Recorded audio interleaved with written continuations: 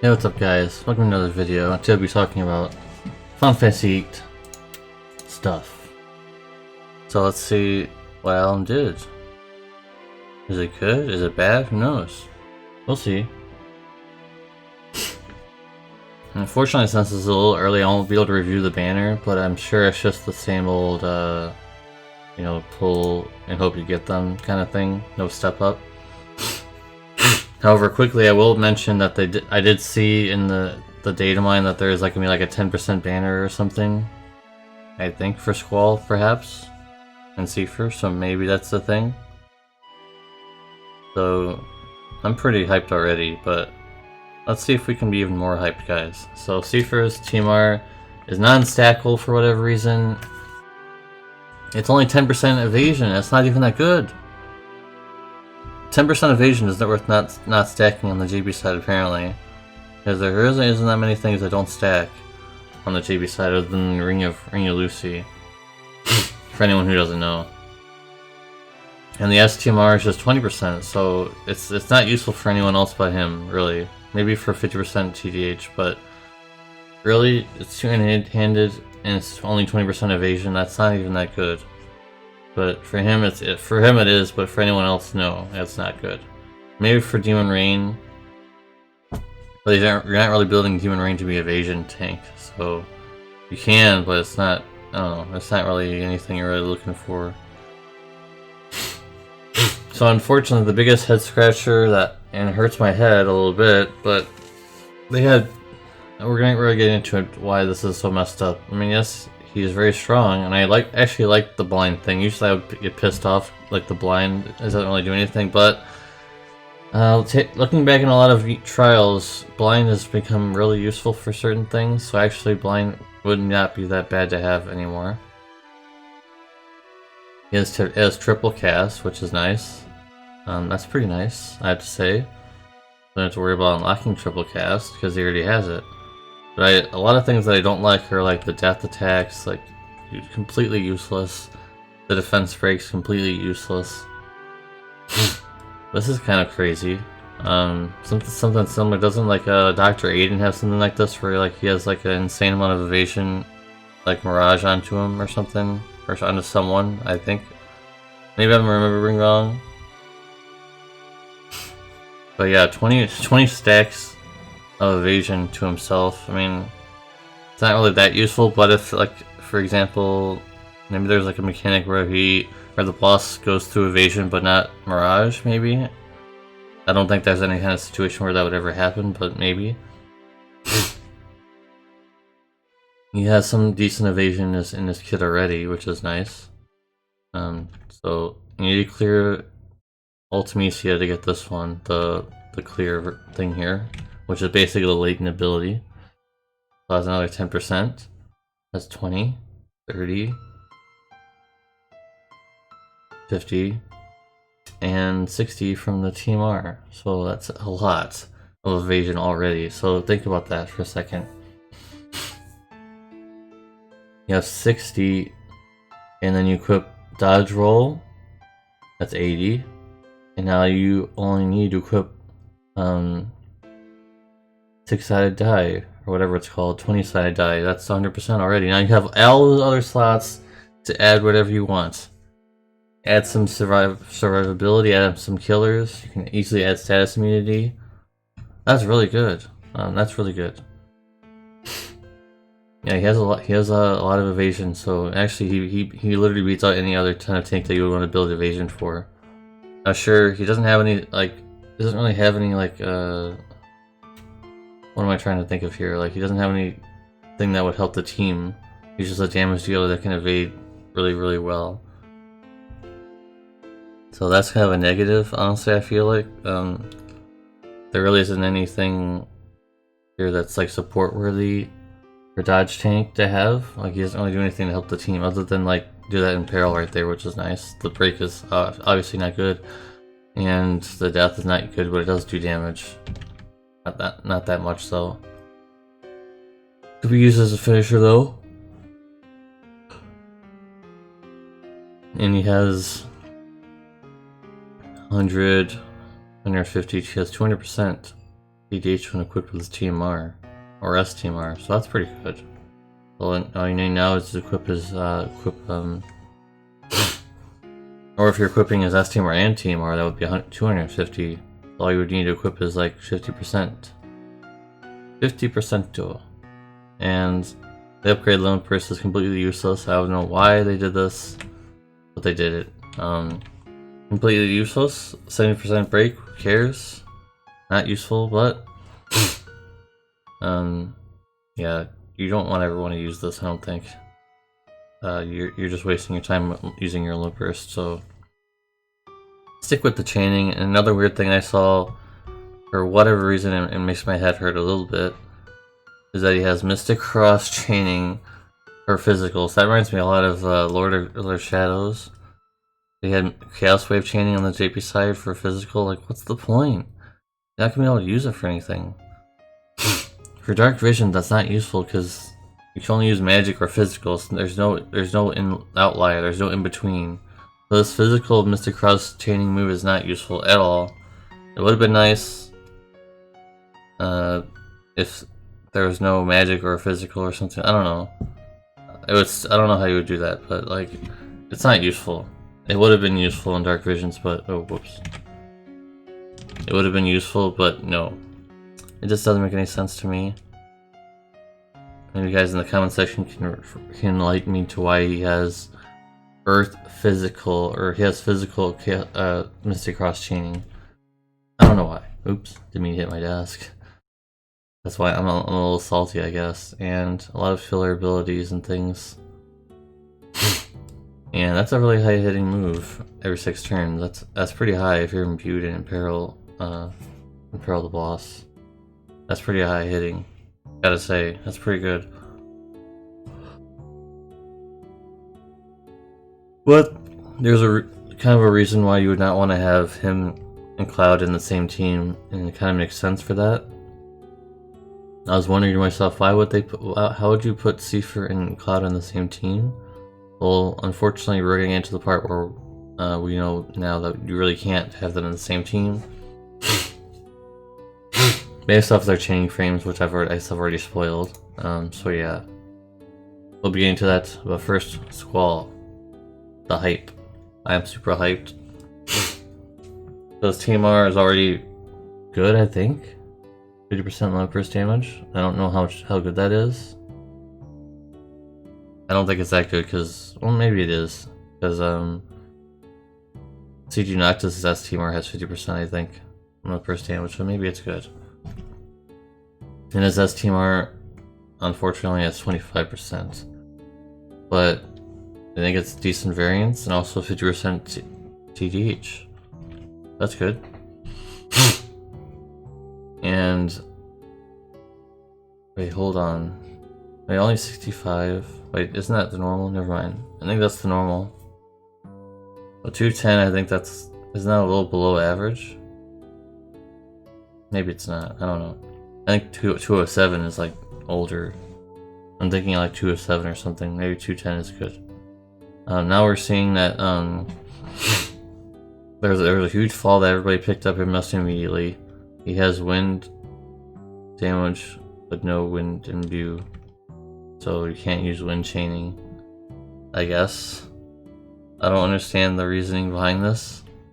He has imbues for lightning and fire, but no wind. Is that a bug? Did they just get lazy and didn't want to do it, or what? I don't get it. So, I mean, his ground chaining is actually a lot stronger than, like, say, for example, CG range. CG range chaining on the ground is absolutely garbage. But Squall's ground chaining is actually quite good, including his latent ability, which is 20 times mod.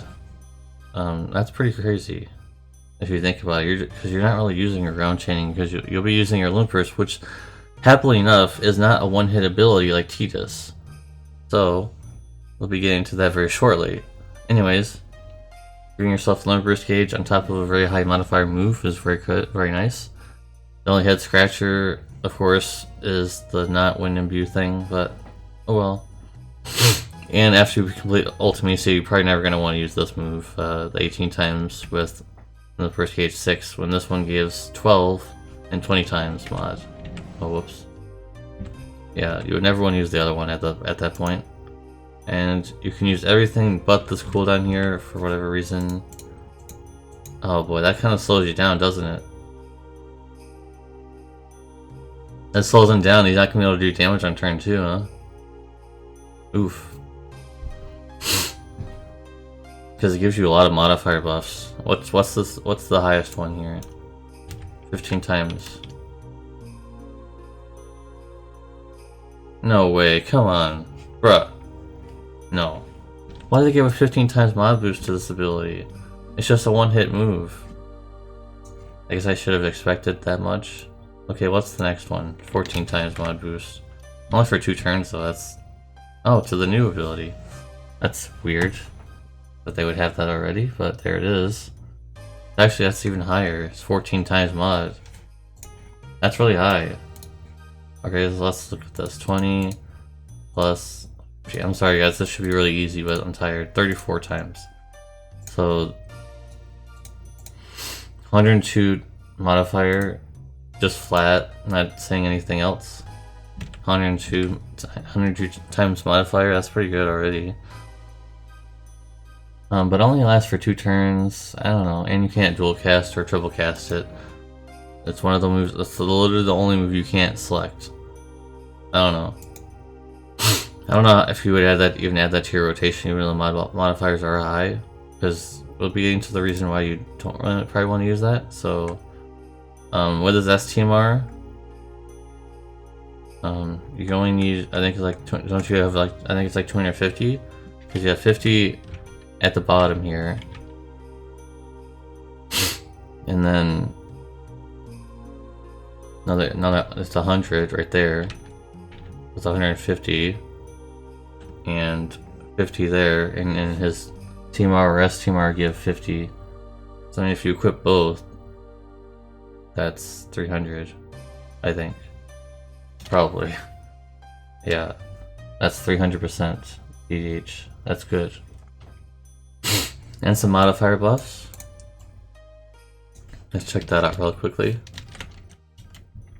Oh, holy crap! This move up here gets a lot of modifier boosts. Look, it's a 29 times modifier, flat, without this cooldown move here. That's really good. That's really good. Unfortunately, I don't really like the part where he has like Beast and Machine Killer. That's not really that useful. It's kind of like Vincent. In fact, it's the same thing as Vincent. And in fact, another thing I want to point out, I guess I just noticed, is that he shares the same elements as Vincent from Final Fantasy VII with his enhancements. He has Fire and Thunder, and also Stars Ray Chaining, and also Cloud or Squall. I mean, has Beast and Machine Killer, and also Vincent has Beast and Machine Killer. So I guess they're supposed to be like some kind of pair. I'm assuming for like Dark Visions maybe. The only thing now is the Lone Burst, which, I mean, it's only 34 crystals, so you're gonna be able to use it a lot. But it's all it does is 58 times damage, so there's no added bonuses of any kind. But it becomes a huge ass mod if you equip enough Lone Burst damage increasements. And from the calculations, it's already very high. Calculating all the damage, he's actually really strong, and I'm really happy about that. In fact, I think he's like one of the top damage dealers already, which is impressive, because it's like I've been saying in my streams and stuff, it's really hard to become the top damage dealer on the JP side nowadays, and it's hard to stay there because there's so many now. So this is really good that he's this strong. He's really strong. Unlike Tidus, unfortunately, they kind of botched him. I don't know what they were thinking with him. Like, he was supposed to be like a Lone Burst finisher, but there really isn't any way to do that kind of thing most of the time. And Cloud kind of took his spot anyways, unfortunately. So I'm hoping maybe Tidus in the far future gets enhancements and makes them good. But for now, Squall is definitely something worth pulling for. If you are just starting on the JB side because you're hyped about all these pulls, like the free 10 pulls and things like that, Squall is definitely very good. Squall is insane, actually. I'm really happy that he's this good. And that he has triple cast right away instead of having to unlock it. He has permanent triple cast, similar to like Kingdom Hearts Sephiroth, who had permanent triple cast, I believe. That's really nice. Really, really nice. So, overall, definitely a thumbs up. Seifer, I'm gonna give like a good, but not great grade. I don't think he deserves to be a Summon Fest, but he's good. And something I normally don't do, but since this is Final Fantasy VIII and I'm so excited, I'm going to be reviewing the free unit too, even though you're going to get her anyways. That's why I don't really do them too often, because you're going to be getting them anyways, so what's the point of reviewing them? But I'm just going to do it for you guys, because I'm so excited. This S-Teamer is already really good, and you might be sliding her into your story event teams, because if you equip her S-Teamer onto her, she gets 50% rare drop rate, which is as good as Lara Croft. So I think I'll be replacing Lara Croft for her at some point. And the best thing is that it's 50% true dual wield when equipped, and not just to her. So you can theoretically, I'm not saying this is good or anything, I'm just saying theoretically you can make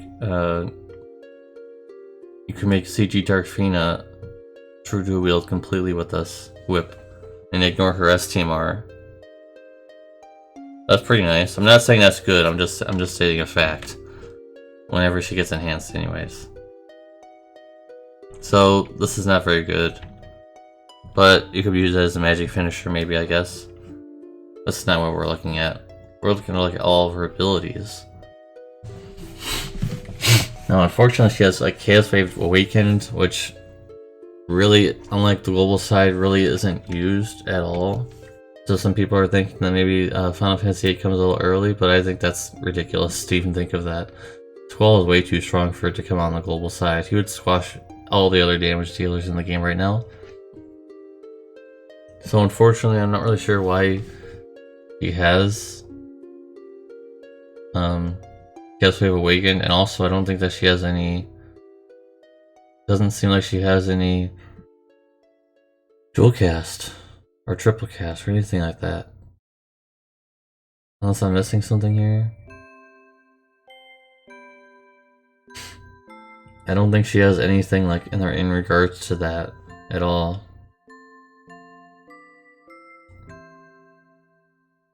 I don't know why she has the 6x cap, by the way. It doesn't make any sense to me unless she has like a physical move, you know. I don't know. Why does she have the 6x cap? I don't get it. Doesn't need it. She's doing magic damage. 6x cap doesn't work with magic damage. I've already tested that with Gilgamesh. So for having the 6x cap is kind of a head scratcher. Not really sure. Unless, I guess for this move, since there's an asterisk, maybe it's not actual. Oh, whoops. Maybe it's not full magic damage. Maybe it's physical magical, which doesn't make any sense to some people probably. But there we go with that. So wrap your head around that, I guess. And our limp burst is also 30 hits, which is the same as our boy Squall here. But I don't know if because like there's some delay or something in Squall, so I don't know if they chain perfectly. But that'd be pretty nice if they do, I guess. So Croesus is pretty good for a free unit, as expected. I mean, usually the free units are pretty good nowadays. The only negative is that you can't dual or triple cast unless I'm missing something here and it's added later. But she's gonna be the same situation as Quina, where Quina can't use any of their abilities more than once. So this is what it is. Anyways, I think that's about it, guys. Thanks for watching. This is a very long review. I'm sorry, almost 20 minutes long. I'm sorry about that. Appreciate everybody who's watching, and also be sure to tune in for my 1,000 subscriber special, which will probably be over the weekend when I'll have time for it. So yeah, thanks for watching, guys, and I'll see you guys in the next one. Peace.